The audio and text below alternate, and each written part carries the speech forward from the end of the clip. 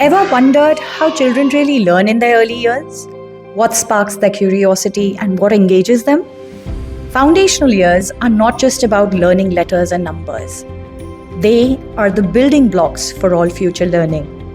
For over a decade, Language and Learning Foundation has worked to strengthen foundational learning through effective classroom practices and system strengthening initiatives. Drawing on this experience, we bring to you LLF Speaks Season 2, a 10-episode podcast series where we engage with global and national voices to explore crucial subjects, contributing to improving FLN outcomes. Stay tuned to deep dive on how to do FLN, conversations on building foundational learning at scale.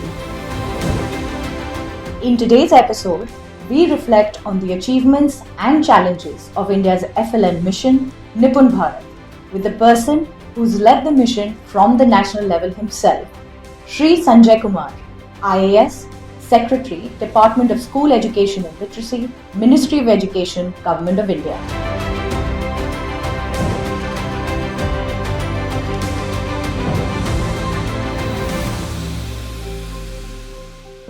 Welcome to the last episode of this 10-episode series hosted by Language and Learning Foundation on Foundational Literacy and Numeracy, or FLN. In earlier episodes, we spoke with practitioners and global experts focusing on why FLN is so important, what are effective practices for literacy and numeracy in early grade classrooms, and how can good FLN programs be designed and implemented. India's recent progress with foundational learning offers a powerful lesson in how aligned action from national policy down to classroom practice can help create large-scale change. In this final episode, we will focus on how government policy direction and programs result in large-scale system reform to improve student learning. And for this episode, we are really fortunate to have someone who's been in the driver's seat for conceptualizing policies, designing programs and leading implementation of the world's largest FLN program for several years now. It's an honor to have Shri Sanjay Kumar, Secretary, School Education and Literacy, Ministry of Education, Government of India, as the guest for this final episode. Shri Sanjay Kumar is an officer of the Indian Administrative Service of the 1990 batch. In his illustrious career of over 36 years, Shri Kumar has held key leadership positions in the central and state governments, including serving as Additional Chief Secretary Education in Bihar and Secretary in the Department of Youth Affairs, Government of India.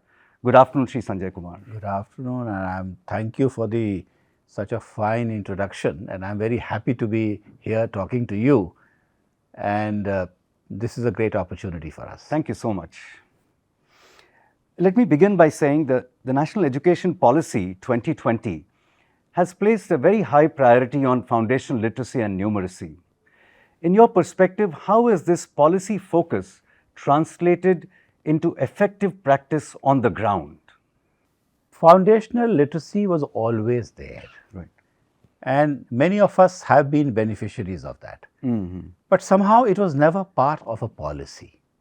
Right. And for the first time, Government of India, when it came out with the National Education Policy of 2020, FLN has been made a part of the policy. Right. And it is there right in the beginning, forming the foundation of lifelong learning. So it is, in a manner of speaking, it is the solid base, solid foundation on which your entire life is going to come up or be shaped. So this is extremely important, and we are very happy. You know, on a lighter note, sometimes I wonder that why did we not think of it earlier? There have been substantial research also to back it up. Yes. So the people like Heckman and otherwise also most of the scientists who are part of neuroscience and how the mind develops, they've all been saying that the mind develops in the first 8 years. That is the ECC period. And this is the time when a large part of your mind, your neural connections take place, and if you don't leverage it at this particular time, then perhaps it might be a little too late. Research also shows that if you learn one language well at an early stage, then you can learn many languages over it. But if you don't learn a language in the first place, then chances are that second, third language just may not come up. Right. So, this is a very important phase in life, and I think we are leveraging it, and I am glad that the policy recognizes it. Thank you so much. I think that's the importance of foundation literacy and numeracy. As a follow-up question, many policies sometimes do not translate into what happens effectively on the ground. What are some of the things that the government has done to see that foundation literacy and numeracy becomes a priority at the ground level up to the classrooms? See, so as I mentioned earlier, that it's part of the policy. Yes. Brought in very consciously. The government recognized its importance, and NIPUN Bharat Mission was launched in the year 2021. Just the year later, the NEP came up by none other than the Honorable Prime Minister of India. It conveys political willingness and political acceptance at the highest level of the government, number one. So, the political messaging, political willpower very strongly exhibited. That translated into very effective messaging at all levels. So, we often say that NIPUN Bharat Mission is working at 5 stages, at the national level, state, district, block, and actually the classroom transactions are taking place in the classrooms. Are all these 5 levels completely aligned with the central messaging of NIPUN Bharat Mission? The answer is yes. We have done this, and it also is a message for us to when we want to do something else. So, messaging down the line has been very clear. And the third portion, which I would want to say is extremely important, is that it has been backed up by adequate funding at all levels. So, at the school level, we are actually giving money for strengthening the infrastructure. Bala features have been brought in. Teaching learning material is being given to the students and to the teachers, and effective training of the teachers have also been done. So, this has led to a synergy all across, and I am very glad to say that when the PRS, that is the Parakh Rashtriya Sarvekshan report in 2024 came out, we actually saw the outcome of NIPUN Bharat Mission in terms of the learning outcomes which emerged all across the country. Substantial jump over what we had earlier, but the more heartening fact was that the results are almost agnostic with respect to urban, rural and private government schools. Sends home the message that if you teach well, every child, irrespective of the background, absorbs knowledge fundamentally in a good way. And I think this is what needs to be pursued in due course of time. You mentioned the results from foundational literacy and numeracy through national surveys, and that is why the world is looking towards us to understand what did we do right, and we are seeing good results in foundational learning. So that's, I think it's very important for others to understand what happened in India. It wasn't just the policy, but a lot of other things that you mentioned, financial resources, the messaging, the structures that all of them took up foundational literacy and numeracy. Often we've seen that large-scale systems are slow to change, and they have a certain inertia in adopting new reform initiatives. What do you think has helped the NIPUN Bharat Mission promote a focus down the line on improving student learning? Certain things you mentioned already, but from closer to the ground, are there any other things that have helped make FLN a priority in the education system? I think in India, we run the largest and perhaps the most complex education system in the world. There are 14.71 lakh, 1.47 million schools to which 250 million children go, and they are taught by almost 10 million teachers. If you look at our constitutional arrangement, then education is part of the concurrent list. Majority of the schools are with these states. So, there is different stages at which management is being done. That makes it easier also, but it also makes it complex. So, this is one aspect is challenging. Education also is a very slow moving sector. So, it's very important that what you do, you must get it right, but then you also must be willing to do it over a longer period of time. Then only you can see sustainable results. So, this I think is happening. Other thing what is happening is that there is an old saying that what you don't measure, you are not able to. Right. So, if you want to monitor something, then you must measure it, and we have been doing that. We brought in administrative structures at different levels. So, of course, at the state level we are looking at it, but we have PMU at the state level and also at the district level. Right. So, there has been greater monitoring. An entire axis has been reawakened, I would say. So, what is this axis? This axis is starting from the NCERT, you look at the SCERTs at the state level, then there are the diets at the district level, but more important than that are the block resource centers and the CRCs.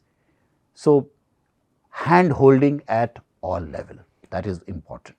It also evinced a lot of interest, because see, ultimately education is primarily a community effort, and the community must come together, aided and supported by the civil society organizations. And I think NIPUN Bharat Mission has attracted the attention of many civil society organizations who are working in different parts of the country. They have teamed up with the state governments, they have teamed up with the district level, and they have aided and they have contributed to the outcomes. So, it is a multiple level approach which has brought in all kinds of stakeholders together. And I would want to add something here, the school management committees. See, ultimately, as I mentioned earlier, it is a community effort. So, coming together of the teachers, the parents and the students, aided by all these stakeholders, including the civil society organization, and strong willpower of the government at all levels, that has contributed to it. So, you see, what looks very easy, it is driven by multiple things, but they all need to be in tandem. Absolutely. I think it's very complex, this education change, but it seems that this time the government has managed to converge efforts, not just of the government, but other stakeholders. And we see, as a civil society organization, a laser sharp focus on learning outcomes at all levels. Everyone's measuring, as you said. They go with apps, they look at what children are learning, are they NIPUN or not NIPUN. So that focus is really helping the whole system converge on improving learning. That's really a big positive. We've seen that NIPUN Bharat is already showing results in terms of improving student learning outcomes. If we look forward, what do you think are the key priorities or shifts that you believe will be essential to ensure that these gains of NIPUN Bharat are sustained over time? First of all, let me say that we are suitably encouraged by the results of Parak Rashtriya Selection 24, also supported by a third party independent verification, which is normally done by ASAR every 2 years. So, the first time we are seeing a convergence of results. Our challenge is that pre-primary classes are very important. I must not lose a single child. Right. So, at the age of 3, every child should be part of pre-primary. The way the system has evolved, the two departments, for instance, school education and WCD need to work together. So, between ages 3 to 6, children are at 4 places. Primarily, they are in the Anganwadi centers. So, we need to work with the Anganwadi Sevika and Sahayika to ensure that children learn. They are in the school because of legacy issues, because many of the schools have got pre-primary classes. And there are a lot of private pre-primary schools which have come up. And the fourth one, which is a little worrisome for us, is that actually the child may not be anywhere. So, we need to track each and every child in the age group of 3 to 6 to ensure that they are there in a pre-primary setup. That is one thing. The second most important portion is that whether you are in Anganwadi or whether you are in school, you are learning something which is measurable and which becomes almost equal as and when you come to class 1. Right. So, you see, the National Education Policy says that teaching at right level. So, when you come to class 1, you should be 6 years of age.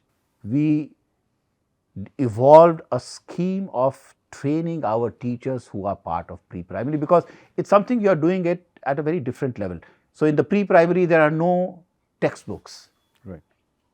There is nothing to go by except for the fact that we are talking about toy-based pedagogy, and our Honorable Prime Minister is a great exponent of toy-based pedagogy. So, we've come up with Jadvi Pitara, we've come up with a curriculum. We are also asking the states to develop their own Jadvi Pitara, because toys are very state specific or province specific. Yeah. But we are telling them, look, do one thing. Whichever toy you use, you must map it to a certain learning outcome. That is extremely important if you want to measure it. So, this is one thing. We are also trying to align with the WCD. They have a curriculum, we have a curriculum. I am glad that the NCERT is part of both, and the curriculums are coterminous, but again, it should not cause much confusion. So, we are working with WCD, and the other very important thing what we are trying to do is that we would want that there should be synergy at that particular level. So, co-location of Anganwadi centers again is something very important for us. So, the government has come out with a policy for co-location. Almost 3 lakh of the Anganwadi centers are co-located with our primary schools which have class 1.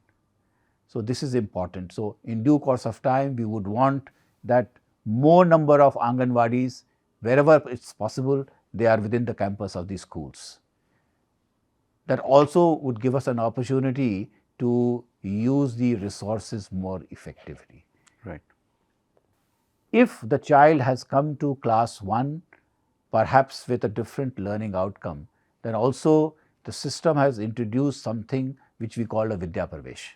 It's a 3 months course, so as to ensure that if you have a little difference in the learning outcome, you come at the same level. So, this is extremely important, and I would want to say that our endeavor is that no child should be out of pre-primary. You begin at the age of 3 years, you do your pre-primary, learn at your pace, learn with the way you do things. Second most important part is, which is at the heart of FLN, in which language do you study? And that again is a very relevant question for us in India, because we speak multiple languages. And the NEP says that initial learning is best done in the language you speak at home. Correct. Mother tongue, but then mother tongue and the language at the school may differ slightly, I would say. But again, you need to be very familiar with it. Right. So, you learn first in your language in which you are familiar, preferably the mother tongue, and it says that till 5, or if possible then till class 8, cognition develops best when you learn in your mother tongue. So, that's a challenge, and again we are doing this. You know, we came up with 121 primers which are spoken by more than 10,000 people each in the country. Right. So as to ensure that every child has a primer in his or her own language. Digital technology is something which you can't wish away. You have to live with it. So we got an electronic and e-equivalent of Jadvi Pitara. We call it e-Jadvi Pitara. So we brought in bots. Storytelling is something which is extremely important for us. So there are multiple things we are doing, and one more important thing is that if I cannot have the kind of adequate learning till class 2, then we are contemplating to extend NIPUN Bharat Mission till class 5. So as of now, our scores are suggesting that we are doing something right, but we are still not capturing the universe. So we need to measure the learning outcomes. The ones who have got proficiency in till class 2, good.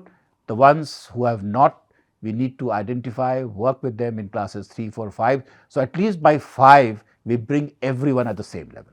So you mentioned early childhood education, including children's languages in some way, and the importance of ensuring that foundation learning is at least completed by grade 5. These are great initiatives to ensure that these gains You'd want are sustained. to do it till 2, but for those who for some reason have been left out, give them repeated opportunities. Right. I also wanted to know, in terms of sustaining the gains, it's important to see what happens inside classrooms. Are teaching and learning practices changing? Do you have any views on what will help sustain foundation learning inside the classroom? See, that is the most important thing. Initially when we started looking at our school education, our primary concern was access. So naturally we laid a lot of emphasis on access. But I think that is behind us now. Right. If I look at the GR for elementary education up to class 8, I find that almost 93% of the children are in school. We would get the 7% also. But for me, the next phase is most important, because classroom transaction has to improve. Learning outcomes have to be there. You might go to a school and you may not learn adequately. I need to ensure that children learn, and the interaction between the teacher and the student needs to change. Culturally, it tends to be one way, and teacher talks, the student listens. But this needs to change, and it needs to become a two-way process. So children are naturally curious, and I must ensure that their curiosity is not only sustained, but it is encouraged. So there should be a two-way process between the teacher and the student, and I think this is the right way for absorption of knowledge. The teacher is also learning something new every day while he is transacting or she is transacting with the children. So this two-way process has to begin. Children must be encouraged to ask questions. They must be asked to share their experiences. And the NEP talks about experiential learning. And when this is happening, then it requires that I need to train my teachers accordingly. And that we are doing through the diets, through a 50 hours of CPD, continuous professional development of teachers. So we are engaging with the teachers, training them, telling them what works, what doesn't work, and they need to be more interactive with the students. Absolutely right. I think active engagement of children is core of learning, and I think that is to be promoted in all classrooms. Wanted to ask you, there's a lot of discussion around Viksit Bharat now. How do you see foundational learning and school education in general contributing towards this aspiration of Viksit Bharat? All development comes from the mind. And where do you develop your mind? You develop your mind in the schools. You should be able to think in your language. Right. And certain amount of logic comes from dealing with numbers. And this is what FLN is all about. And once you know a language, be able to think and interact in a language, then it becomes very easy to pick up any book and read. So this is the enabling factor. That is one thing. The second thing is that, the way the world is changing, sometimes it becomes difficult to make sense of it, the way artificial intelligence has come. And to be able to deal with skilling, reskilling and upskilling and new technologies which are affecting our lives, I need the basic intelligence and the basic wherewithal of adaptation. And that comes only through education. If tomorrow I would say that you need technology-driven growth, if you need innovation-driven growth, then where is it all going to come from? It's going to come from classrooms. I have something very interesting. I was watching a video by Jeffrey Sachs, and somebody asked him a question that, how do you decide that a society is changing in a positive manner? And he said that look for 4 things. 1, are children learning well? Number two, he says is, are they learning to be innovative? And if you are doing these two things, then is new technology being developed? And the fourth one is the household income going up or not? I was thinking that, look, out of the four things, three things are primarily coming from education. Yeah. And it all begins in the school. The next level of development is going to come from new technologies, new innovation, new ways of thinking, and skills, the ability to adapt and readapt. Right. And this can only come if I have a solid foundation of FLN and schooling. Absolutely. So Viksit Bharat depends on development of human capital, Yes. and which depends, of course, on the very foundation of foundational literacy and numeracy and the rest of school education. I can say one more thing. I mean, this needs to be understood that for any society, the best investment is in human capital. I was reading somewhere that when Standard and Poor was constituted in 1950s or 56 to monitor the growth of the companies, it has given a return of approximately 8%. Right. But if you are investing in education, the returns are much higher. You just need to read Heckman and you need to see the kind of research. Productivity for every additional year of schooling you do goes up by 10%.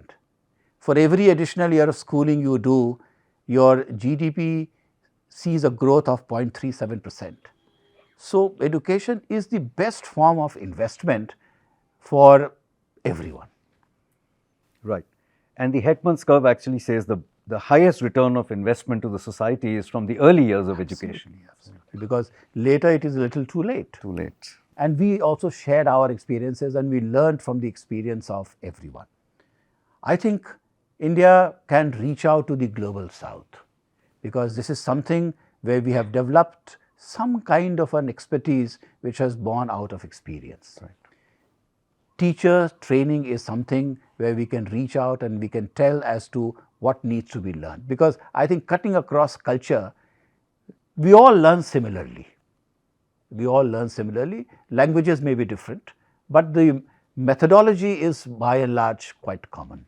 So, we can reach out, we can give them an idea about teachers training.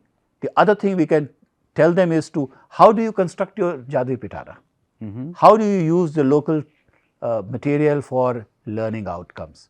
We can help them in constituting their own Jadvi Pitara, and once that is done, then the digital equivalent can also be brought in. We can tell them also that how to invest and how the messaging is to be done right. You know, in India, I think our advantage always has been that we are a frugal society. Money has great value for us. But then we also know how to get the best outcome for the kind of money we are investing, and this is something which we can take to all. So, India stands, I think, at a very good position to be able to share her experiences with countries which may need it. That's great. I mean, cost-effective solutions for teacher professional development at scale, materials like Jadui Pitara, which are for children from grades 3 to 8. They're things that the Global South can definitely learn from India. This has been a really illuminating conversation. And thank you so much, Shri Sanjay Kumar, Secretary Education, for sharing your insights and the government's perspective on foundational learning. India's focus on FLN has truly become a national priority. And the NIPUN Bharat Mission is a great example of how political will, administrative initiatives, and financial resources can get aligned to make a strong impact on improving foundational learning. We are hopeful that the focus on FLN, as you said, would continue to guide the government education system at all levels, because a strong foundation leads to a stronger future. In the end, I'd like to thank everyone who has joined us through this 10-episode series on FLN. Let's renew our commitment that every child must acquire mastery in foundational learning in the earlier years of school. Thank you once again, Shri Kumar. It was such a pleasure interacting with you. It's been a pleasure talking to you, Dhirji, and I must say it once again that our children deserve the best. Absolutely. Thank you so much. One question, 10 conversations, countless insights. From classrooms to systems, from practice to policy, these 10 conversations have reflected a shared belief. Foundational learning is not a destination, but a collective journey. One that continues with every child, every teacher, and every system committed to change. Thank you for being part of this journey. Stay tuned for the next season.